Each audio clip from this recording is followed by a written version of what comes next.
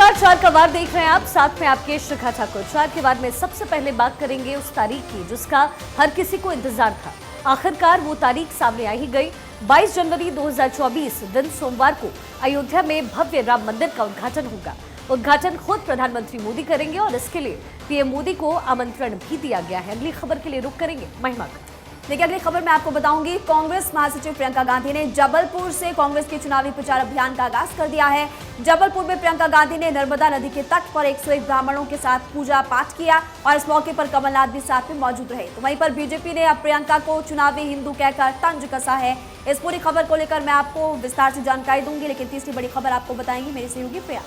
बिल्कुल, देखिए तीसरी जो बड़ी खबर है वो धर्मांतरण से जुड़ी हुई है। खेल के आरोपी बुद्धो की रिमांड यूपी पुलिस को मिल गई है। यूपी पुलिस बुद्धो को लेकर यूपी के लिए रवाना हो चुकी है। अब बुद्धो से एटीएस और यूपी पुलिस पूछताछ करेगी और ये खुलासा करने की कोशिश करेगी कि आखिर धर्मांतरण के तार कहां तक जुड़े हुए हैं। इस खबर पर आपको आगे हम अपडेट करेंगे, लेकिन अगली बड़ी खबर बताएंगे आयुष जी। बिल्कुल, यूपी के बरेली से सनसनीखेज मामला सामने आया है, जहां 3 मुस्लिम लड़कों ने एक नाबालिग लड़की के साथ गैंगरेप किया। फिलहाल पुलिस ने तीनों आरोपियों को गिरफ्तार कर लिया है। इस खबर पर विस्तार से चर्चा करेंगे, लेकिन उससे पहले बड़ी जानकारी के लिए चलते हैं शिखा के पास। देखिए, इस वक्त की बड़ी खबर आपको बता दें, गैंगस्टर संजीव जीवा हत्याकांड के आरोपी का कबूलनामा सामने आया। नेपाल में इस हत्या की डील की गई थी। विजय यादव की तरफ से ये बात कही गई है और इसके साथ ही उसकी तरफ से ये भी कहा गया कि असलम ने हत्या की सुपारी दी थी। असलम के भाई को जेल में परेशान करता था संजीव जीवा, जिसके बाद असलम की तरफ से ये सुपारी दी गई। लखनऊ जेल में बंद है असलम का भाई, माफिया अतीक का दोस्त है असलम। ये बड़ी बातें कही गई है। गैंगस्टर संजीव जीवा हत्याकांड के आरोपी का ये बड़ा कबूलनामा। नेपाल में इस हत्या की डीलिंग की गई, विजय यादव की तरफ से कहा गया। साथ ही असलम ने हत्या की सुपारी दी थी। असलम के भाई को जेल में परेशान करता था संजीव जीवा। लखनऊ जेल में बंद है असलम का भाई, माफिया अतीक का दोस्त है असलम। अवनीश विद्यार्थी मेरे सहयोगी मेरे साथ ताजा जानकारी लिए जुड़ गए हैं। क्या कुछ जानकारी निकलकर सामने आ रही है, क्योंकि लगातार ये जो कबूलनामा हमने देखा ये पूरी तरीके से प्री प्लान था और कहीं ना कहीं इस हत्या की साजिश बहुत पहले से रची जा रही थी। और असलम ये नाम जो निकल करके आ रहा है, क्या इसके मायने? ये कबूलनामा उस वक्त जो है हुआ था जब जीवा की हत्या हुई थी, तो उसके बाद फिर वहाँ स्थानीय तौर पर पुलिस मजिस्ट्रेट वहाँ पहुंचे थे। पुलिस मजिस्ट्रेट वहाँ पहुंचे थे और उन्होंने पूछताछ की थी। उसी दौरान जो है ये वीडियो रिकॉर्ड हुआ था और उस वीडियो रिकॉर्डिंग में जो है वो विजय यादव ये कहता हुआ दिखाई पड़ता है कि किस तरीके से उसने ये घटनाक्रम अंजाम दिया, किसके कहने पर दिया। तो जिस तरीके से उसने कबूल किया है कि आतिफ नाम का शख्स जो लखनऊ जेल में बंद था, उसका भाई जो है वो असलम है, जो जिसके कहने पर उसने इस हत्याकांड को अंजाम दिया। 20 लाख रुपए का जो है प्रलोभन उसने दिया था इसको, 20 लाख रुपए की सुपारी थी और वो 20 लाख रुपए उसको दिए जाने थे। नेपाल में उसकी मुलाकात असलम से हुई थी और वहीं से उसको जो विदेशी रिवॉल्वर मिली थी जिससे उसने जीवा की हत्या की थी, वो रिवॉल्वर जो है वो उसको उपलब्ध कराई गई। जिसके बाद वो बहराइच होता हुआ लखनऊ पहुंचा और लखनऊ में उसने जो है अदालत में जो संजीव महेश्वरी जीवा है उसकी हत्या कर दी। ठीक है अवनीश, आप बने रहे हमारे साथ। मेरे एक और सहयोगी आयुष इस वक्त हमारे साथ जुड़ गए हैं न्यूज रूम से। आयुष, देखिए जिस तरीके से इस हत्या को अंजाम दिया गया, नेपाल में इसकी डीलिंग होती है, फिर कोर्ट परिसर के अंदर इस पूरी घटना को अंजाम दिया जाता है। कहीं ना कहीं इस पूरे सख्ते में यूपी पुलिस भी लोगों के लिए सवालों के घेरे में रहा, क्योंकि यूपी पुलिस की मौजूदगी में इतनी बड़ी घटना हो जाती है और कोई कुछ कर नहीं पाता है। बिल्कुल शिखा, जिस तरह से अतीक अशरफ का हत्याकांड सामने आया था उस वक्त भी पुलिस के ऊपर सवाल उठे थे और इस बार जज के सामने SC/ST कोर्ट में अगर मर्डर हुआ है तो यकीनन पुलिस लगातार सवालों के घेरे में। लेकिन जो विजय यादव का कबूलनामा है वो बहुत बड़ा खुलासा करता है कि किस तरह से अतीक अशरफ के मर्डर के बाद भी जो उसके गुर्गे हैं या उसके गैंग से जुड़े जो लोग थे वो अब भी सक्रिय हैं। दरअसल इस पूरे मामले में जानकारी है कि विजय यादव ने खुलासा किया कि अतीफ या आतिफ, ये दोनों नाम हो सकते हैं, क्लियर अभी नहीं हुआ है। इस नाम का एक आरोपी लखनऊ की जेल में बंद है, उसी जेल में बंद है जिस जेल में संजीव जीवा बंद था। वहां पर संजीव जीवा ने दरअसल बेइज्जती की इस अतीफ की, आतिफ की, जो भी नाम इसका है क्लियर नहीं है, उसकी बेइज्जती की, उसकी दाढ़ी खींची और उसका भाई अतीक गैंग से जुड़ा हुआ था जिसका नाम असलम है। असलम नेपाल से लगातार अपनी गैंग को चलाता है और उसी ने विजय यादव को 20 लाख रुपए में सुपारी दी। विजय यादव महाराष्ट्र से आया, लखनऊ पहुंचा, लखनऊ से बहराइच पहुंचा। बहराइच की लोकेशन ठीक दरअसल नेपाल बॉर्डर पर है। जैसे हम जानते हैं कि 1800 किलोमीटर का भारत नेपाल का बॉर्डर पूरी तरह से खुला है और बिना किसी रोक टोक के वहां जाया जा सकता है। यही किया विजय यादव ने। बहराइच जाता है, वहां एक विदेशी रिवॉल्वर लेकर आता है और रकम जो है उसे दी गई, हालांकि सिर्फ 5000 और एक असलहा विजय यादव से बरामद हुआ है। खुलासे के बाद अब पता लगाया जा रहा कि अतीफ या आतिफ कौन है, लखनऊ जेल में वो कब से बंद है, उसका असलम से क्या संबंध है और क्या सच में जो थियरी विजय यादव बता रहा है यही बात है या इसके पीछे कोई और बड़ा कारण भी हो सकता है। क्योंकि दो सिमिलर केसेस, चाहे वो अतीक अशरफ का मर्डर हो या इस तरह से संजीव जीवा का मारा जाना, दोनों बड़े माफिया रहे हैं और संजीव जीवा मुख्तार के लिए लगातार काम करता रहा, चाहे वो ब्रह्मदत्त द्विवेदी का मर्डर हो या फिर कृष्णानंद राय की हत्या। इनमें कई ऐसे कांड रहे जिसमें संजीव जीवा का नाम जुड़ा। अब पुलिस इनकी तलाश कर रही है। बिल्कुल, बहुत सारे ऐसे सवाल हैं जिसके जवाब अभी फिलहाल पुलिस को तलाश रहे हैं। अवनीश विद्यार्थी मेरे सहयोगी मेरे साथ लगातार जुड़े हुए हैं। अवनीश, देखिए जिस तरीके से इस पूरी घटना को अंजाम दिया गया है, रंजिशें होती है, वो जेल के अंदर हो या फिर बाहर हो, इस तरह के गैंगस्टर्स के तार कहीं ना कहीं से जुड़े होते हैं। लेकिन जिस तरीके से इस पूरी घटना को अंजाम दिया गया, फिर यही बात सामने आती है कि ऐसे तो फिर कहीं भी मर्डर हो जाएगा, ऐसे तो फिर ये स्थिति कभी भी उत्पन्न हो सकती है और पुलिस कुछ नहीं कर पाएगी।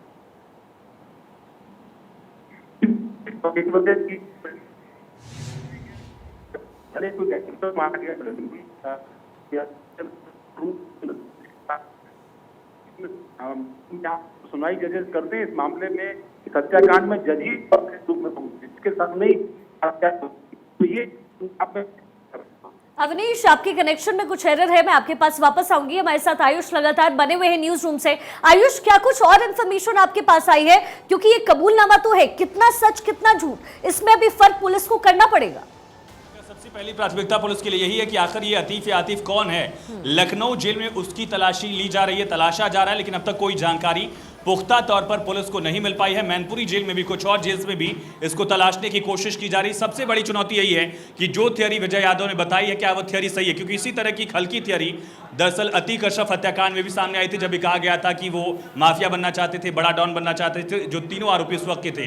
तो फिलहाल पुलिस के सामने ये चुनौती है कि किसके कहने पर मर्डर हुआ, क्या असलम के कहने पर ही मर्डर हुआ, असलम कहाँ छिपा है नेपाल में और भारत नेपाल में रिश्ते बेहतर हैं। हो सकता है कि एक टीम को रवाना किया जाए असलम को पकड़ने के लिए, लेकिन फिलहाल अतीफ को या आतिफ जो है उसे तलाशने की कोशिश की जा रही है और उसकी क्राइम कुंडली खंगाली जा रही है। कहां का वो रहने वाला है, किस गैंग से वो जुड़ा था, क्या अतीक की गैंग से वो जुड़ा हुआ था और अगर जुड़ा था तो किन किन हत्याओं में, किन किन घटनाओं में वो शामिल रहा, ये तमाम चीजें अब उसकी क्राइम कुंडली खंगाली जा रही है और साथ ही इसका बैकग्राउंड भी यहाँ पर खंगाली जा रही है। और इसी बीच देखिए, अब हमने पहले भी देखा जब इस तरह की खबरें, इस तरह की तस्वीरें निकलकर सामने आती है तो जमकर राजनीति भी होती है। आप हमारे साथ फिलहाल बने रहिएगा। तो देखिए लगातार अपडेट फिलहाल मिल रहा है। विजय यादव असलम ने दरअसल हत्या की सुपारी दी थी और इसी बीच आपको लगातार जानकारी भी हम दे रहे हैं कि असलम के भाई को जेल में वो परेशान करता था और इसी बीच अब लखनऊ जेल में चूंकि असलम का भाई माफिया बंद था, दोस्ती इनकी थी, लेकिन इसी बीच संजीव के मर्डर की पूरी कहानी फिलहाल हम आपको बता रहे हैं।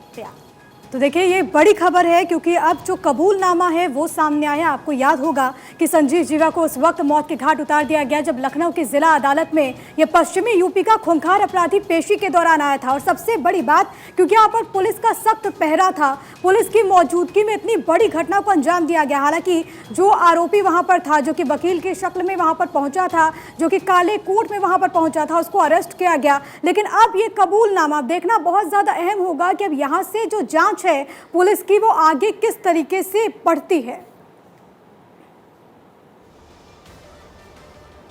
धर्मांतरण के आरोपी बद्दो की ट्रांजिट रिमांड यूपी पुलिस को मिल गई है और ऐसे में पुलिस बद्दो को लेकर निकल चुकी है और अब उससे पुलिस और एटीएस पूछताछ करेगी। देखिए रिपोर्ट।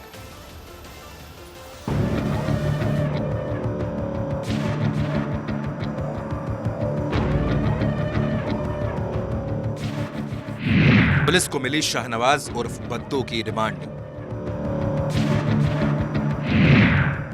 अब यूपी लाकर बद्दो से होगी पूछताछ। कई सवालों से होगा बद्दो का सामना। गाजियाबाद पुलिस 1 जून को बद्दो की गिरफ्तारी के लिए मुंबई पहुंची थी। तब से वो बचने के लिए तमाम कोशिशें कर रहा था। उसने 5 सिम कार्ड बदल डाले, 12 ठिकाने बदल दिए। बद्दो ऑनलाइन कंप्यूटर पार्ट्स बेचता है। जांच में पता चला कि बद्दो का गिरोह 5 राज्यों में धर्मांतरण करा चुका है। रहमान पहले ही गिरफ्तार हो चुका है। ऑनलाइन गेमिंग ऐप से धर्मांतरण कराने के मास्टरमाइंड शाहनवाज मकसूद उर्फ बद्दो के लिए पुलिस ने सवालों की फहरिस्त तैयार कर ली है। पुलिस अफसरों का मानना है कि अपनी तरह के इस अजीब मामले की कड़ियों को जोड़ने के लिए बद्दो से पूछताछ बेहद जरूरी है और इसीलिए महाराष्ट्र से रिमांड लेकर उत्तर प्रदेश पुलिस उसे यूपी ला रही है। क्राइम ब्रांच ने 10 सवाल तैयार कर रखे हैं। एटीएस, आईबी और बाकी सुरक्षा एजेंसियां भी उससे पूछताछ करेंगी। 30 मई धर्मांतरण मामले का खुलासा, रिपोर्ट दर्ज। 31 मई गाजियाबाद पुलिस की टीम मुंबई पहुंची। 4 जून मस्जिद कमेटी का पूर्व पदाधिकारी अब्दुल रहमान गिरफ्तार। 7 जून राष्ट्रीय बाल अधिकार एवं संरक्षण आयोग ने गेमिंग ऐप की जांच करने के लिए कहा। 11 जून महाराष्ट्र से मुख्य आरोपी शाहनवाज उर्फ बद्दो गिरफ्तार।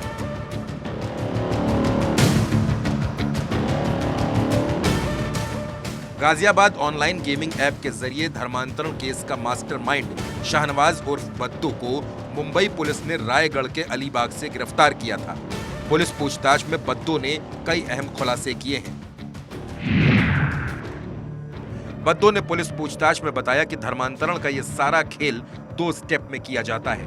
पहली स्टेप में बच्चों को ऑनलाइन गेम खिलाया जाता था।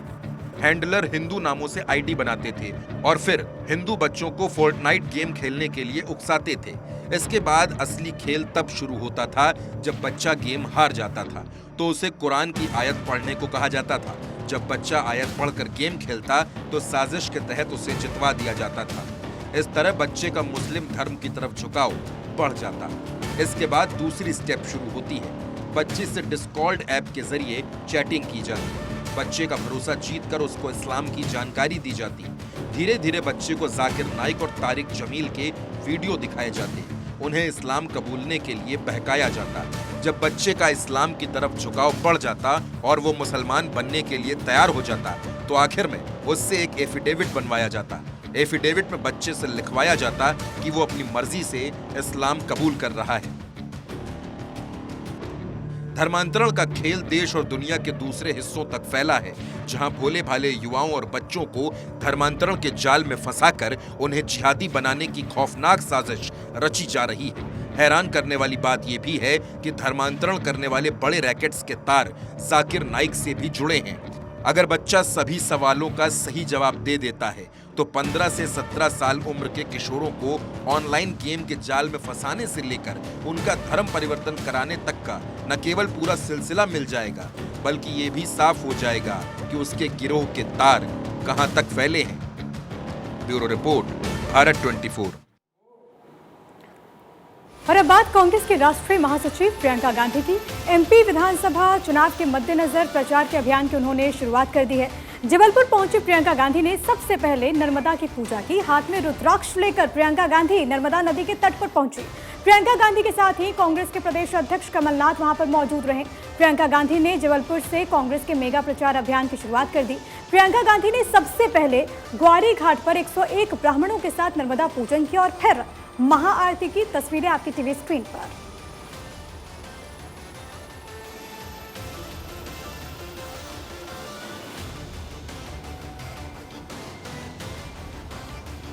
तो तस्वीरें आपकी टीवी स्क्रीन पर। इसी साल के आखिर में मध्य प्रदेश में विधानसभा चुनाव होने वाला है, 230 विधानसभा की सीटें, और ऐसे में जबलपुर से ये तस्वीरें बहुत कुछ संकेत देती हैं। साथ में आपको प्रियंका गांधी के कमलनाथ, पूर्व मुख्यमंत्री मध्य प्रदेश, आपको नजर आएंगे। इसके साथ ही साथ विवेक तनखा, तरुण भनोट भी आपको इन तस्वीरों में नजर आएंगे। महाआरती में ये तमाम नेता शामिल हुए।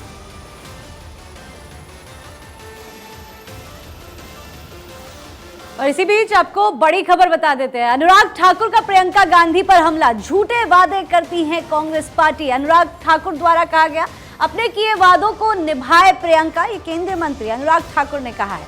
तो देखिए, बड़ी जानकारी यहां पर आप तक पहुंचा रहे हैं। प्रियंका गांधी पर हमला साधा है यहां पर केंद्रीय मंत्री अनुराग ठाकुर ने। उन्होंने कहा है कि झूठे वादे करती है कांग्रेस पार्टी, अपने किए वादों को निभाए प्रियंका गांधी। बड़ी जानकारी यहां पर आप तक पहुंचा रहे हैं। जैसा कि अभी आपने तस्वीरें देखी, प्रियंका गांधी यहां पर एक्टिव होती हुई नजर आ रही हैं, तो वहीं दूसरी ओर केंद्रीय मंत्री अनुराग ठाकुर ने उन पर निशाना साधा है, उनको घेरते हुए वो नजर आए हैं और उनका कहना है कि झूठे वादे करती हैं प्रियंका गांधी, अपने वादों को निभाए कांग्रेस पार्टी।